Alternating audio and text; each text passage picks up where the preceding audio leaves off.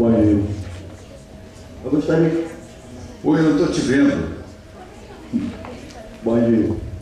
Eu gostaria de saber de você como que tem essa riqueza de detalhes, com o que ele pensava, como ele agia nas situações, essas coisas assim, que é muito detalhista que tem no livro. Sobretudo naquele primeiro capítulo lá, no início ali, que é onde eu estou. Eu não entendi o que ele falou, todo mundo riu, eu não vi. O que ele falou? Falei que eu estou no início do livro, aí lá que eu venho percebendo que ele tem muita riqueza de detalhes. Tá, ok, riqueza de detalhes. Eu vou explicar para você. Tem dois tipos de riqueza de detalhes. Um oriundo objetivamente da pesquisa. Como é que eu digo isso? Uma das coisas que me incomodavam na história do Monte Coqueiro é que não havia afirmações precisas e havia muitas informações contraditórias. Havia muitas informações ausentes. Por exemplo, onde esteve preso o Monte Coqueiro? Ele ficou 3 anos preso. Onde ele esteve preso? Nunca ninguém tinha dito. Como era o nome da família do assassinato? Todo mundo falava assim, Zé Benedito. E pronto. Ele tinha umas filhas assim, Chiquinha, Tunica, como é que chamava a outra? Deu branco. Eu quero saber como é que se chamava o Zé Benedito. Como é que se chamava a mulher do Zé Benedito? A mulher morreu, tem direito a ser nomeada, para que seja eventualmente homenageada e reconhecida pelas pessoas. Como é que se chamavam as filhas? Chiquinha, claro, devia ser Francisca, Tunica era Antônia, mas eu quero mais, os meninos, os pequenos que foram mortos, como se chamavam?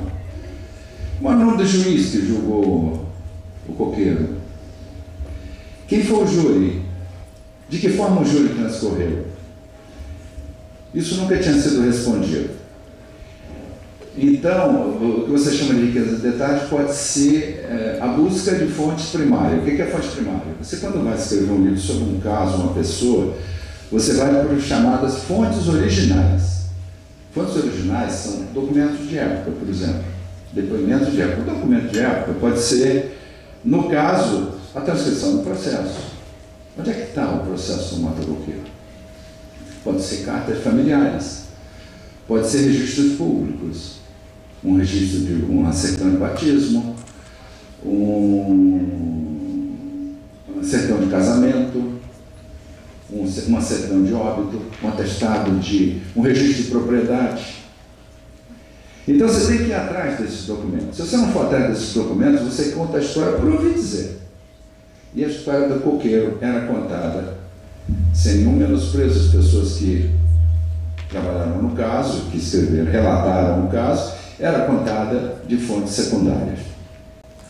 O processo do Monte Coqueiro está no Arquivo Nacional. É um amontoado de papel dessa altura que já não pode ser manuseado, porque o papel está completamente envelhecido e em boas partes está comido por traça. Quando você vê um microfilme, ele foi microfilmado. Quando você vê o microfilme, tem páginas que tem assim uns buracos desse tamanho, que são o trabalho das traças. As traças já comeram parte do papel. E as pessoas não liam por quê? Os processos antigamente eles eram transcritos à mão. O processo do Monte Coqueiro, eu não sei, nunca contei isso, mas tem alguma coisa entre 20 e 30 pessoas que escreveram partes dele. Então isso quer dizer que a letra muda. Você vai lendo, já se acostuma com a letra, já acostuma... Sim, e era português arcaico. Né? Sejam, não era S-E-J-A-T-I-O, era A-M no final. Sejam, perdão, seja, é o inverso. Sejam não era com A-M no final, era com A-T-I e O. Isso é o mínimo. Mas o português arcaico era muito difícil de ler, até pela compreensão da letra. Então o que eu fiz? Eu peguei o microfilme inteiro, tirei cópia e contratei paleógrafos que me traduziram aquilo ali para o português inteligível. Então eu tenho em casa essas 983 páginas listadas, como se fossem no computador. As pessoas nunca tiveram o trabalho de fazer isso, entendeu? Então isso te dá uma imensa riqueza de detalhes. Eu sei, por exemplo, descrevo no livro quais foram os 2 corpos de jurados dos 2 julgamentos. O nome dos advogados que defenderam o coqueiro e do promotor que o atacou. O nome de todas as pessoas que de alguma forma interferiram no processo. Agora, eu fui mais longe, eu busquei, por exemplo, onde o coqueiro foi preso. Eu descobri que ele tinha sido preso no presídio do Aljube, que fica na Rua Acre, no Rio de Janeiro, onde hoje é a Rua Acre, e que depois foi transferido para a Fortaleza de Santa Cruz. Agora, riqueza de detalhes pode ser também certo encaminhamento para que as pessoas entendam como era a vida naquele momento. A riqueza de detalhes do primeiro capítulo, por exemplo, tem um pequeno trabalho de ficção que eu fiz. Eu resolvi ficcionar como seria um dia do coqueiro. Eu acho que isso é possível fazer no livro de história, desde que você não mude os substantivos. O que é substantivo, ou seja, os fatos que aconteceram, eles têm que ser rigorosamente obedecidos. Agora, o que é adjetivo? Né? Eu explico. O coqueiro foi a um jantar com Dom Pedro II. O mesmo Dom Pedro II que 7 anos depois, mandaria ele para a forca.